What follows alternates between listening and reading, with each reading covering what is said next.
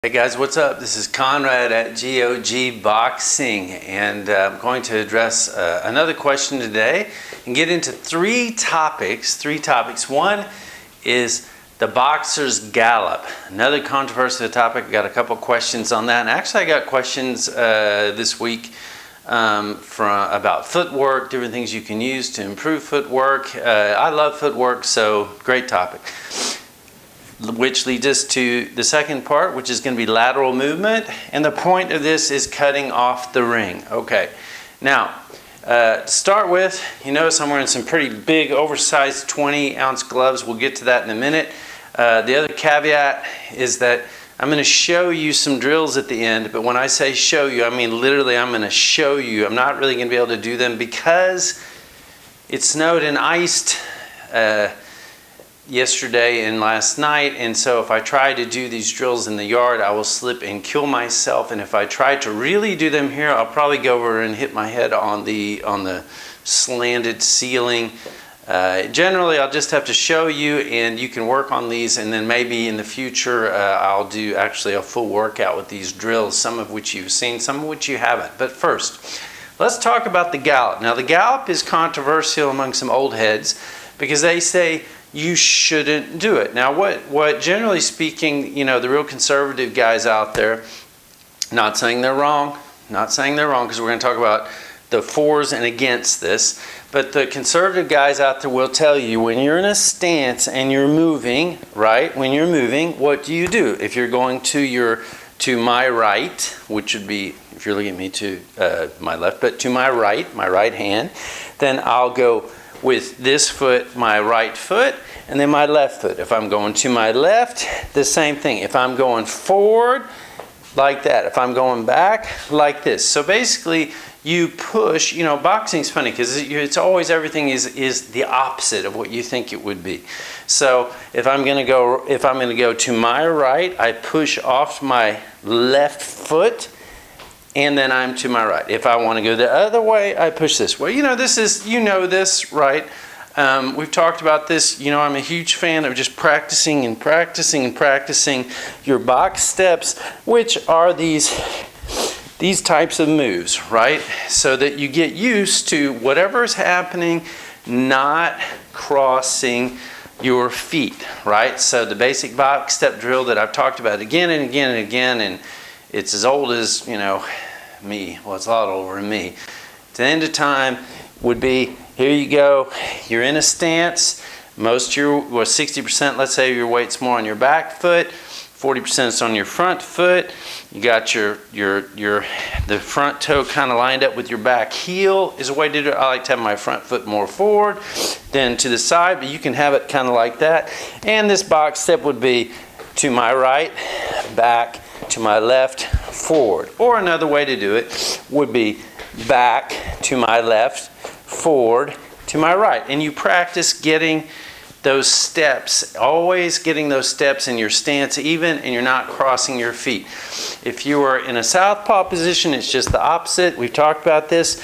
So the same type of stance, although in the southpaw I'm probably not as accurate, but it's just the same type thing. The only thing would be I would go left, back, right, forward. Or I could go back to my right, forward, and then to my left. That would be a good way to practice the box step in both stances. Now, so what happens is, if somebody is moving in front of you and they would be going to my right, instead of crossing to follow them like that, obviously, what am I going to do? I'm going to move to that side. In that way, I always have my feet in the right position.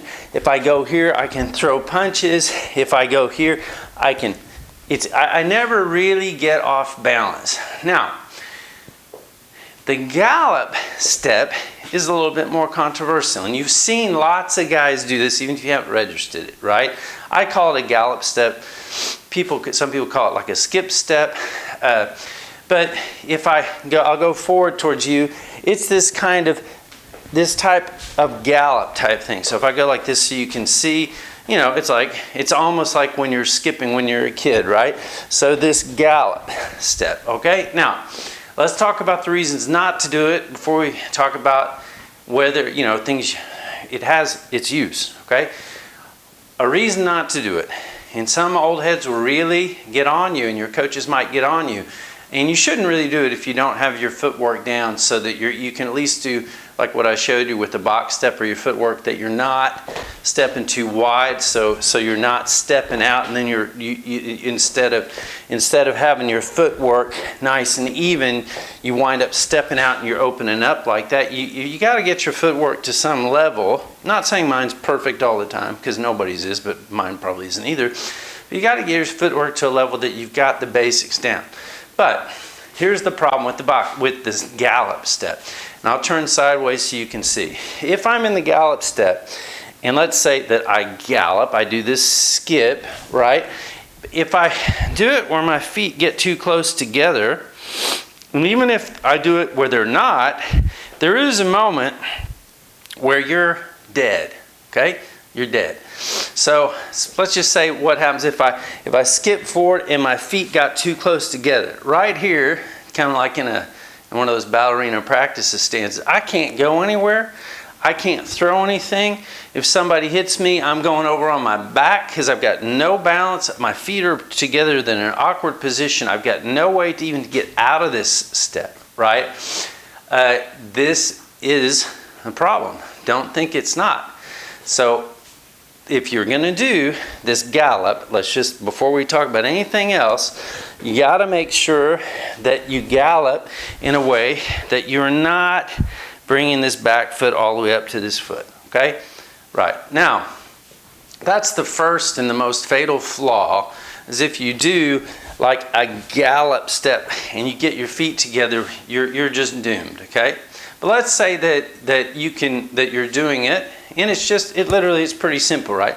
Just think about skipping, right? Right? I'm being kind of an idiot right now, but okay. So if we were here and I was gonna gallop forward, I can keep my feet apart so I'm not setting myself up, for instant death. And who do you see doing this type of thing? Well, a lot of guys. As much as people say don't do it, it's dangerous, whatever. There are a lot of guys that use it. Teofimo Lopez, all the time. You see him use it. Of course, he'll be out of a southpaw stance, fighting in kind of a Philly sort of a. Well, I'll do it. Sorry, this way. He'd be in a southpaw stance, kind of fighting in a modified Philly shell, because he's a southpaw, and most of the time when you see a Philly shell, you'll see it from the orthodox side, just probably because there's more orthodox fighters, but also just because of the way that people fight other orthodox fighters. But he'll use it you'll see him come forward, right, in this kind of gallop type step in a southpaw stance. Other guys have used it. Nonito Donaire, you'll see Nonito, who I think is a fantastic fighter. You'll see him use it. You'll see, who used it? Olivares, right? Legendary fighter. Okay, now you see actually a lot of guys use it. A lot of guys use it. And why do you use it? Okay, what does it do for you? Well, the first thing is it covers ground. Okay, now I'm going to tell you why you use it, and we'll talk a little bit about how to practice it. And the one thing you never do, but it covers ground, and it helps you cut off the ring. Okay, now cutting off the ring, and we'll get into a whole thing about cutting off the ring in another episode sometime. But before trying to get into the technicalities of cutting off the ring, and that's hard to do if you're not like training somebody or working, if a coach isn't working with you specifically, because everybody's different. Everybody fights different. So the way one guy might cut off the ring is going to be completely different than another guy. But why do you want to cut off the ring anyway? Well, one thing is there's a really strong argument, and Roger Mayweather's the one who made this argument, that boxing is not about fighting from the outside. It is about cutting off the ring and actually fighting from the inside, getting close enough to the guy and putting him in a position where he's got nowhere to go and then punishing him for it. That's a really strong argument, and it's something that people don't think about. A lot of guys, I love to jab, as you know from my videos, but it's not always about being on the outside. The other issue is you'll get guys that you will fight that are just natural runners or circlers, right? I mean, they will circle forever. They will just, the Muhammad Ali thing. And you can chase them and chase them and chase them.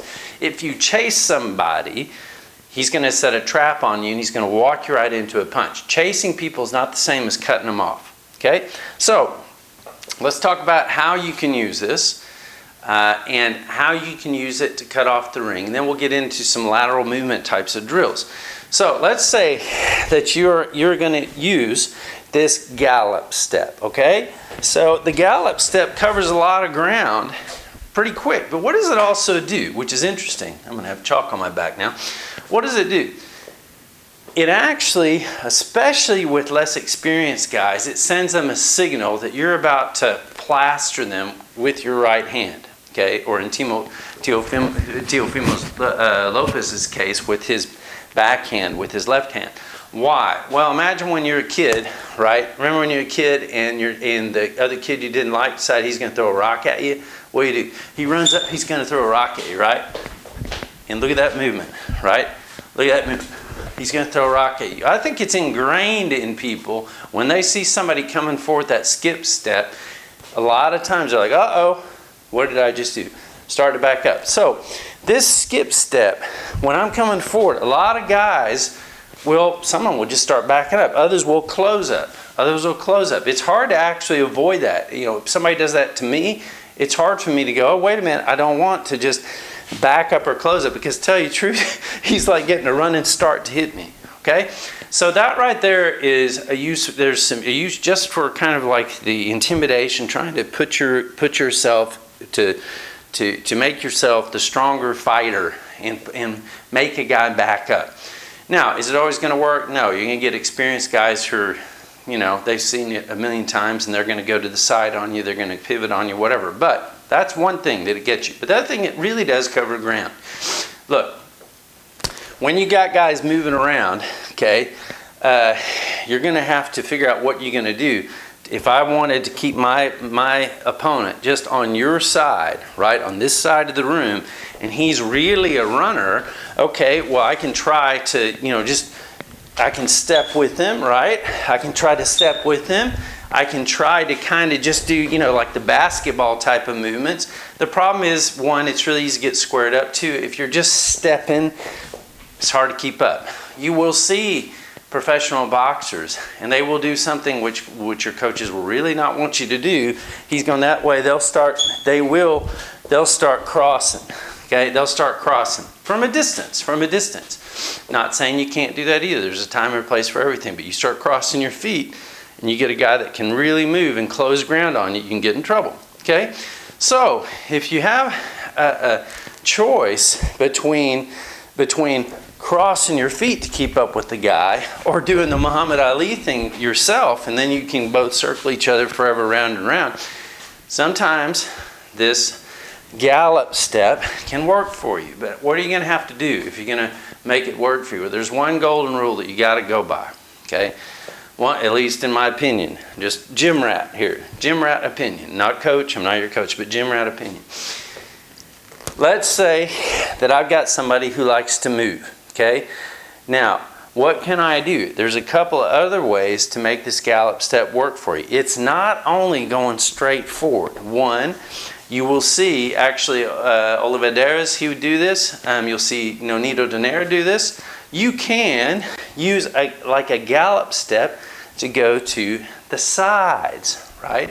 How do you do it? Well, okay, look, if we're going forward like that, it's the same type thing. It's the same type of movement. Instead of just a step, right? It's like a gallop to the side, okay? Now, you say, well, does that make you vulnerable? Well, yes and no, not really. It's not something you do when you're sitting right on top of somebody. It's better to do that to gradually cut off the ring when you're still at a distance. And of course, he may throw punches back at you, but look what happens. If I'm here and I'm galloping forward and he punches, I can close up or I can punch, okay? As long as let's not get our feet too close together. If I'm here and I gallop to the side, I can punch. It feels perfectly natural. You try it at home. If I'm here and I gallop to this side, Perfectly natural. Now, can somebody time me? Can somebody hit me? Yeah, they can time you and hit you on anything, okay? I'm just saying it's something that you can do. If your coach says don't do it, don't do it. But it's something that can be useful, because look how easy I'm cutting off distance, right? If I'm here, he goes to that side, I'm here. He goes to that side, I'm still doing a gallop. Now, there's a danger I can get too, it's easy to get too squared up. We're going to talk about that. But, yeah, you can use it. You can also use it going forward to cut him off at an angle, but only to your lead hand side. I'm going to show you why. If we're sitting right here, right, and he starts to go that way, and I want to do two things. One, I want to cut him off. I don't want him to go around me. The other, I want to close some distance. Look what I can do.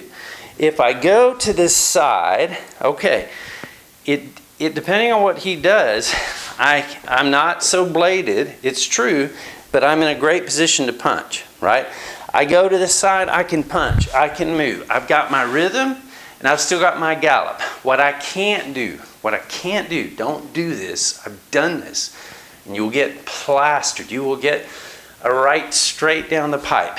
I can't do this side gallop to my backhand side going forward like at an angle. Okay? So, if I'm here, he goes this way, right. But if he goes that way, now I'm dead. Okay? This is just as bad. This is just as bad as crossing up my feet.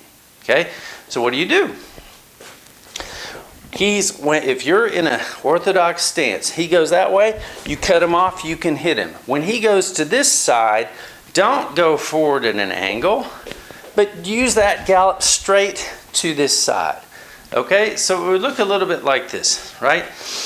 He's there, and I'm trying to shorten the distance and cut him off, right? And keep him on this side, but I'm trying to gradually close in. So if I'm just going to use these gallop steps, right?